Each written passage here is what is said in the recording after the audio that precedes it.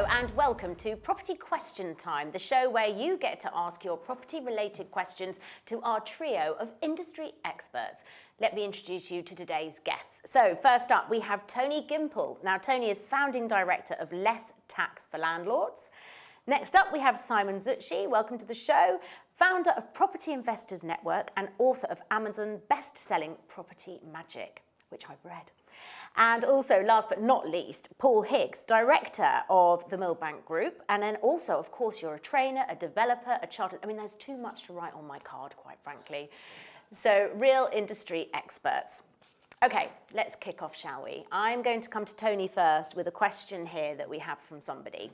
So this person says, my parents are looking to sign their house over to me and are wondering the best way to go about it without having to pay loads of charges, taxes and fees.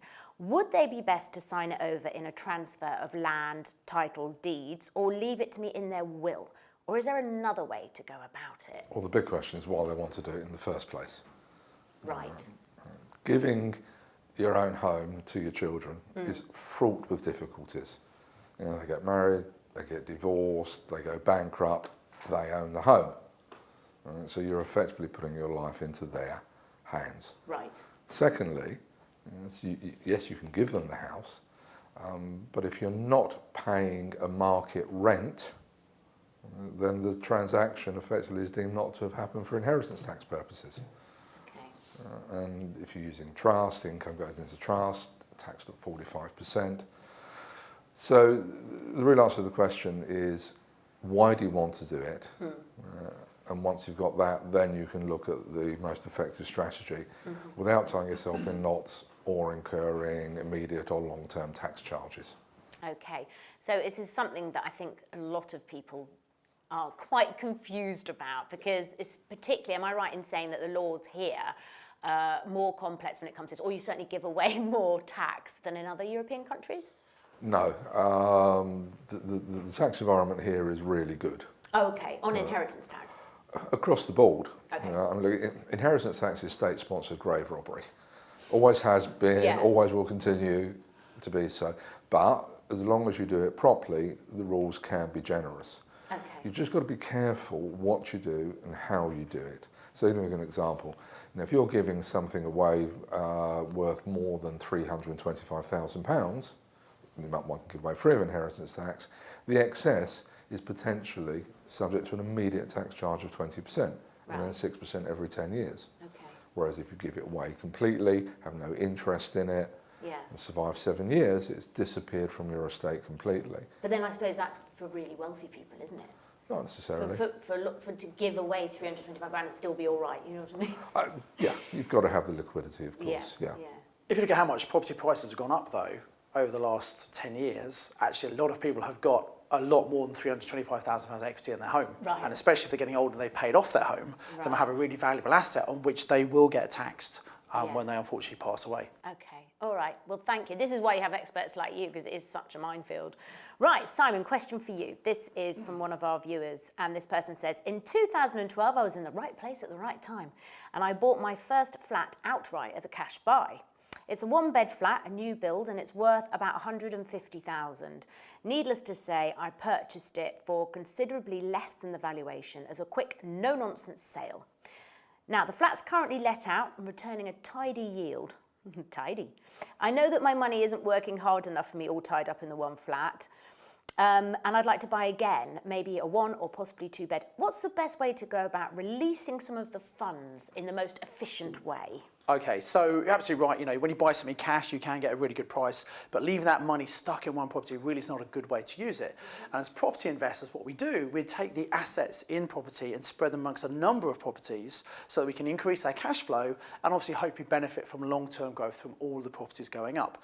So what they should do is go and find a totally independent mortgage broker who's got access to the full market, who can look at all the different products available and really help them decide which might be the best product for them. So there'll be a number of decisions they need to make, such as they want to fix the interest rate for a certain period of time, depending on what they think is going to happen at rates in the future. But the fundamental essence is that if they remortgage the property, they can take out a chunk of cash.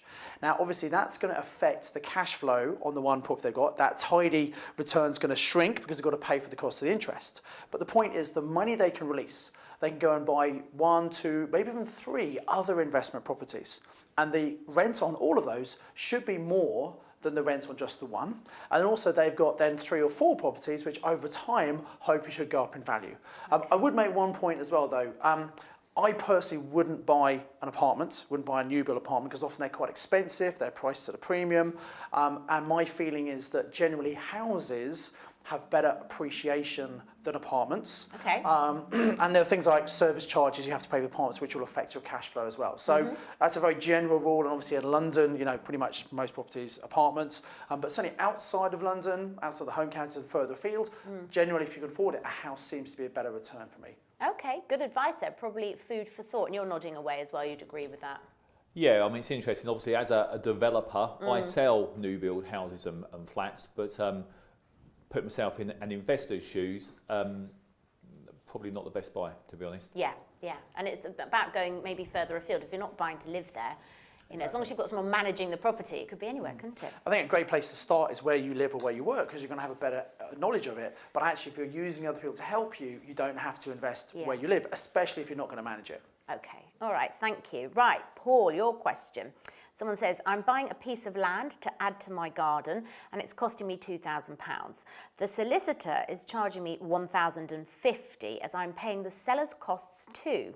Does anyone know if there's a cheaper way without having to pay such high charges? Cheaper solicitors' fees, yeah? So, well, if anyone knows, then please let me know. Yeah.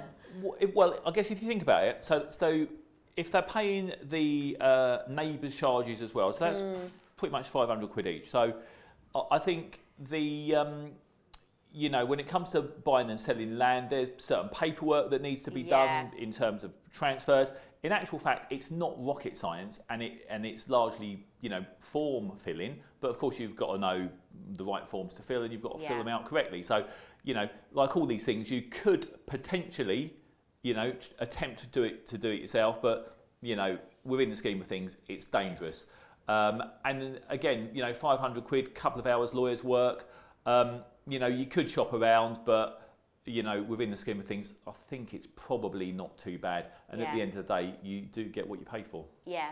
And as you say, you can make a shortcut then and then really pay for it down the line if there's a little clause you get it wrong, you know, it could be seriously expensive. Bite you in the bum. I know I've got a neighbour at the moment struggling to sell their garden flat because it's only come to light now that when the solicitors get into it, it's like the garden is a shared garden. Yeah. And people are like putting offers in and then, so yeah, get a solicitor.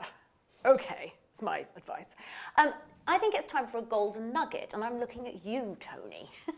This is where our experts give us a nice, tasty little bit of advice or knowledge. So, what have you got for us? Okay, well, we're in a period of uncertainty where there's some real political risk, particularly if we get a change of administration. Landlords could really suffer under a Labour government. So now is the time to make sure that you're not over-leveraged, you've got really sustainable rents, that you're working in the most tax-efficient manner and have sufficient capital put by to take you over any short-term problems, like a run on the pound. Okay. I mean, yeah, it's all so uncertain at the moment, isn't it? And interest rates as well, I think, surely they're going to go up. Yeah, look, in the late 80s, early 90s, I suffered 15% interest rates. Yeah, exactly, when you get it in perspective. Ouch. I remember, when I went on the property audit, it was 7.5, and that seemed really good. I'd live with 7.5 in the right circumstances, but a house price inflation, it's all relative to where you are. You know, but don't over leverage and don't under rent. And that way, if rates do go up, you've got a little bit of comfort there. Yeah. Do you think this is a kind of a cautious approach, which is obviously the sensible one, but it's also leading to quite a kind of cooling off period, isn't it, in terms of buying and selling, and is the market a bit stagnant? Yeah, but people panic very easily. You know, the great British public got a habit of buying at the top and selling at the bottom. You know, keep calm and carry on. Don't overextend yourself. Bear in mind that demand for housing exceeds supply by a margin and will continue to do so. probably during our lifetimes. So if you can hold your water, buy in the right areas, you'll be okay. Yeah. I think it's a really good point. It's about being able to make sure you can afford to hold the property. If prices dip down, it's not a problem as you can afford to hold them. I think rates probably will go up at some point. So having a bit of extra income in there is really useful. But also recognise that when everyone is panicking and everyone's selling, there's actually an amazing opportunity to buy. So, you know, I think the market is cooling and, you know, who knows, the market might dip. In that case, those people who know what they're doing will really do very well. Yeah. Okay, all right, great advice. Would you concur with that? I would. I think an important thing to remember is that there are always opportunities, whatever's happening with the market, whether it's going up or down. You just need to learn how to find them. Okay, all right, well listen, thank you gentlemen. That's actually it for part 1 of Property Question Time, but please join us after this short break.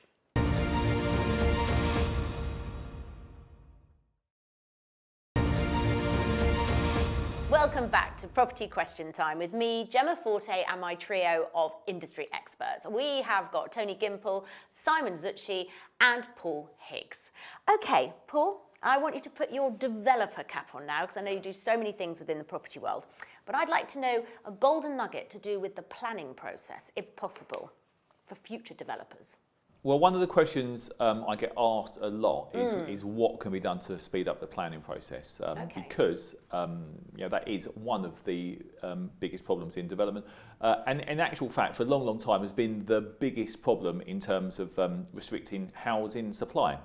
Okay, you know, the problem in this country has been the planning system. Is that because of land that's protected in rural areas, or just generally it's so slow? It's a couple of reasons. At the crux of it is the fact that people in general don't like change. Okay, so human nature is that people are scared of change. So although now most people, you know, realise there's a massive need for housing, they still don't want it anywhere near where they live. Right. So as a result, planning policy, and particular central government high-level planning policy, has never really been very, very pro-development, because there's not been massive votes in it. Yeah. Okay. Yeah. Now, in 2012, that changed. So the new central government guidance came into force, the National Planning Policy Framework, which was actually pretty much the most pro-development policy ever since 1947, which was first Town and Country Planning Act. Okay? So, you know, central government get that the lack of housing is a massive problem, and it has all sorts of knock-on effects.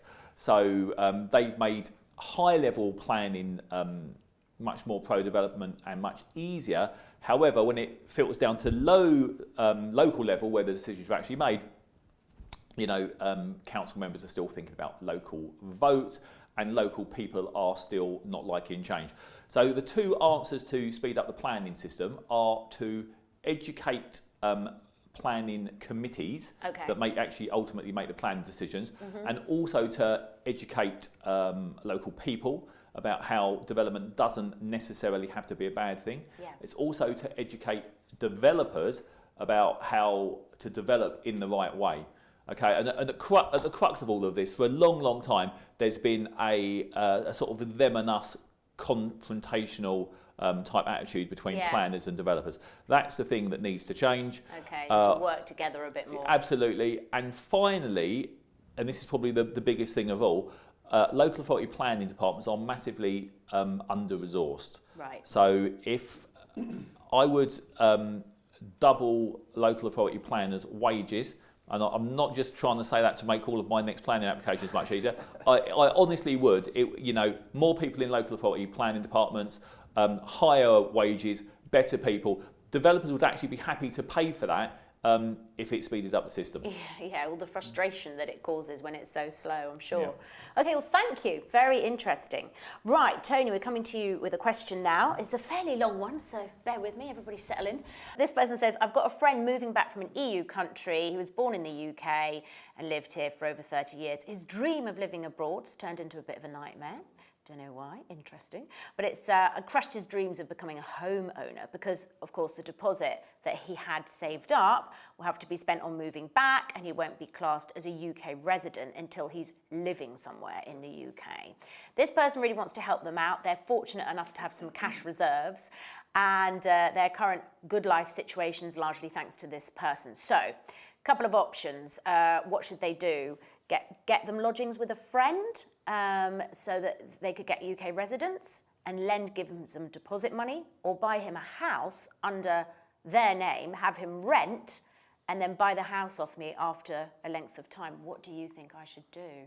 Probably the best course of action, get a roof over his head, get him back in UK residency, establish his mortgage credentials, see where you are at that point in time, where he wants to live. If he's still short, by all means lend him the money, let him take the mortgage in his own name and own the property. You can always take a charge on the property to protect your deposit. If you're going to buy a house in your name, you have to treat it as if you were buying a buy-to-let. Make sure the business case stacks up, and that if he doesn't pay the rent, you can replace him in due course. So probably the most sensible course for both sides is to help them get back on the property ladder, roof overhead, get them established, and then when ready, work out the financials between you. Maybe draw up some kind of paperwork between them though, because best friends and money. It gets pretty toxic at times. Whatever you do, it's got to be done as a business. Yes, yeah. Okay, good advice. Sounds like this person's got really good, well-meaning, really wants to help this person, but it's a bit of a can of worms. This lucky person has inherited £250,000 for their 25th birthday. Wow. Gosh, I don't want to think what would have happened if that had been me at 25. I don't think there'd have been any sensible investment. This person says, I'm not sure whether to invest my money in a bundle of properties or invest in a project by starting up an estate agency. Interesting. So, what do you think? So what a great problem to have. First of exactly. all. So they, of course, could start a business. There are lots of franchises. It's probably better to buy into a franchise than try and start a business on your own. But there's a lot of estate agents out there, isn't there? And obviously with things going online as well, is a traditional estate agent what you really want to get into? So I would suggest, do they really want to start a business and get a job, which is then, has all the hassle related to that, whereas they could take, that's quite a lot of money to invest, they could take that, buy a good number of properties, they could set up to be very passive, i.e. someone else managing it, and just enjoy a really fantastic cash flow, and then work out what they really want to do with the rest of life, instead of to have a business which may or may not succeed. Yeah, it's quite young at 25, isn't it? It is, and we don't know what experience they've got or not, but for most, and you see some very young entrepreneurs who do incredibly well. Yeah. I think it depends on the person very much. Do they have a real drive to do business? Is it a passion they've got? Are they going to really stick out the problems? Because there are a lot of challenges in business, but you can do really well. So I think it's about thinking, what do they really want to achieve from it? I'm always interested when people say I want to buy a bundle of properties with their 250,000. I assume then you're breaking that up into deposits, but there's still legal fees. There's still, how many properties can you really get? Well, 250,000 would go quite a long way. It depends where they're based in the UK. Mortgage you can get. Absolutely. Well, remember when you get an investment property, it's generally based on the rental income from the property. Some lenders, most lenders will see an income from the borrower. Sometimes it's over 25,000, but there are some lenders that don't need much of an income because it's based on the property. Right. I'm assuming they have a job at that age. It may not be a huge amount, but might be enough to show they're employable, because sometimes employers, mortgage companies don't count the income from property. So the best thing to do is get some really good advice. Yeah, so get a broker. Get an accountant, get a mortgage broker, really trying to work out the best way to move forward. But, what a great position to be in at that age in life. I know, fantastic. World's their oyster. And I'm glad they're thinking sensibly about it, not just having one massive, massive party. Not just spending it on big cars and things like that, because that's really not buying an asset that is going to produce an income and go up in value is such a smart thing to do. And actually, I'm saying all of this, I got my first flat when I was 21. Yeah, that's wow. And the deposit was, I think, £4,000, which I'd inherited. £4,000, I know. So I was quite sensible too, really. Maybe now I'd have the party. Maybe it's the midlife thing. Right, Paul, your question.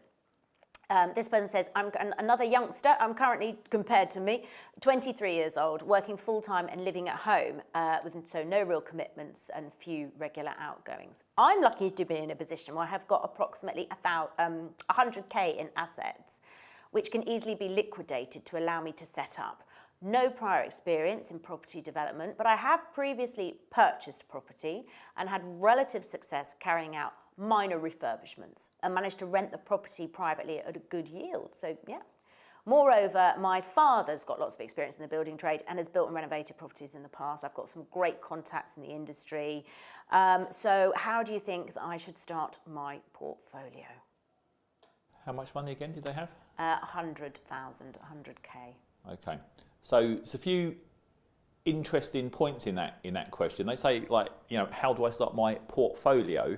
Okay, so portfolio would lead to investment, where as the question was about development.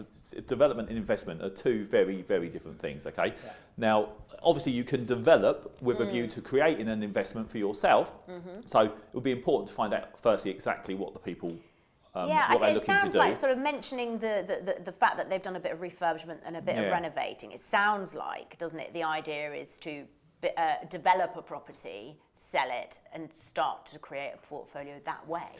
Yeah, potentially. Or what they might be thinking about is, you know, at a much larger scale is come to be called build to rent, where you're effectively, you know, creating your own finished units, which you then refinance to hold for yourself. So a couple of short answers there. Depends where they are in the country as well. Of course, in some places, 100 grand's going to go a long, long way. If it's in London, you know, get a garage. It wouldn't take you very far at all. So get a rabbit hutch, a really nice one. Important thing is for them to establish exactly what it is, what they want to do. Importantly as well, to remember that, yeah, there's a whole range of development, okay? My first deal was probably something similar to what that guy can do. I bought a house, was a bit of a wreck, did it up, sold it, made a few quid. Did it again, got a bit more adventurous, bought a house, split it into flats. All of that stuff, I mean, it's sort of development. I don't really consider it development anymore at a proper large scale. But I suppose it is. If that's the sort of thing they need to do, it's important to remember that development, it's not all about building. Okay, most people, I certainly did to start with, thought that I had to become an expert in construction. I had to learn all about building. It was all about building. It's not all about building. The really clever part of development is about land. That means finding the right deals, and it means it's about planning. That means knowing how to add maximum value to every opportunity. So depending on how serious they want to be about this, they need to learn about planning. If they want to get into high-level proper development, it's all about planning. They also need to focus on finding deals that are not on the market. You don't find good deals on Rightmove. No. Okay. Yes, I'm intrigued. In the coffee break, I'm going to be finding out where these deals are. But yes, I know what you're saying. So it's a lot of research. And also, I guess you're coming from this angle. You've done it all, you know, big developer, this person's starting out. So actually, for them, the first buy probably will feel like you're developing. You know what I mean? Yeah, it's a long journey. Exactly. And the point is, I started there, literally, you know, I started with, you know, 10 grand, luckily enough, which was a long, long time ago. Yeah. Did my first deal. It is sort of development, but it's important for people to work out exactly what they want to do. Yes. Yeah. Okay. All right. Brilliant stuff. Right. Nugget time. Who's got a nugget? I've got a nugget. Yay, Simon. And by the way, a nugget is a nice little morsel of advice. Go on. So we've had lots of people on this particular show who seem to have inherited money. They've got cash to invest, which is great. But I think it's really important to educate yourself. You know, any idiot can go and buy a property, and many idiots do. So it's important to work out the right property in the right area at the right price. Yeah. And think about, what do you want to achieve? So what's your exit? Do you want to develop something or refurb it and then sell it on to make a profit, on which you're going to pay some tax? Or do you want to hold on to it, refinance it, and maybe get a residual income coming from that property? Yeah. So quite a few things to understand, to think about. And instead of doing it on your own, try and meet other people who've achieved what you want to achieve and ask them questions. And most people are fairly open. They might be a bit proud of what they've done, so they'll tell you, they'll open up. You know, watching programs like this, getting on the internet, watching webinars, reading books, just educate yourself to really try and minimise some of the risks. Because if you don't know what you're doing, just the caveat is it is possible to lose money, but with some preparation, some research and education, you should really minimise the risks. Okay, I think that sounds like great advice. Do your research. The thing is, it's all there, isn't it? Yeah. People don't go to libraries anymore, but there are libraries. There's the internet. There's so much information. Property at shows like this as well. obviously the best way to go. Okay, that's it for this episode of Property Question Time. So if you would like to ask any questions at all, you can go onto our website, all the W's, property-tv.co.uk, or email us, info@property-tv.co.uk. All that remains to be said is thank you so much to my guests, Paul Higgs, Simon Zutshi, and Tony Gimple. Thank you for watching.